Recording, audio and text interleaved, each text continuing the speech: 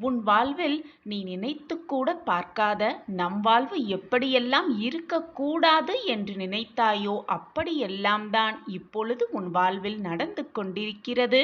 நீ எதிர்பாராத விஷயங்களும் உன் மனம் ஏற்றுக்கொள்ளாத விஷயங்களும் தான் நிகழ்ந்து கொண்டிருக்கிறது. சாயப்பாவின் ஒவ்வொரு நகர்வும் புரியாத புதிராகத்தான் இருக்கும். நான் என்னுடைய சாய் பிள்ளைகளுக்கு என்னென்ன செய்யப் போகிறேன், யாராருக்கு என்னென்ன கொடுக்கப் போகிறேன் என்பதும் மிகவும் ரகசியமானதாகவே இருக்கும். கொடுக்க வேண்டிய நேரத்தில், கொடுக்க வேண்டிய தருணத்தில், யார் யாருக்கு எப்பெல்லாம் நல்லது நிகழ்த்த வேண்டுமோ அந்த நேரத்தில் நான் அதை சரியாக நிகழ்த்தி வைப்பேன்.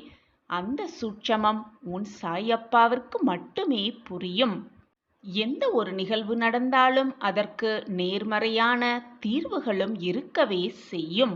நடக்கும் நிகழ்வுகளை அப்படியே ஏற்றுக்கொள்பவர்கள் ஒரு சிலர், அதே நிகழ்வுகளை சந்தோஷமாக ஏற்றுக்கொள்பவர் வேறு சிலர், அதே சூழ்நிலையை எனக்கு மட்டும் ஏன் இப்படி வந்து கொண்டே இருக்கிறது என்று சலிப்போடு ஏற்றுக்கொள்பவர் வேறு சிலர். உன் சாயப்பா என்ன நிகழ்வுகளை, என்ன சோதனைகளை உனக்கு கொடுத்தாலும் அதை அப்படியே ஏற்றுக்கொண்டு நிதானமாக உன் வாழ்க்கையில் பயணித்து கொண்டே இரு.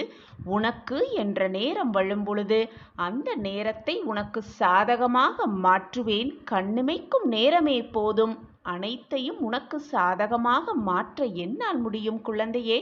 அனைத்தையும் மாற்ற என்னால் முடியும் பொழுது உனக்கு கொடுக்க வேண்டியதை கொடுக்காமல் நான் எப்படி இருப்பேன் என்று நினைக்கிறாய்?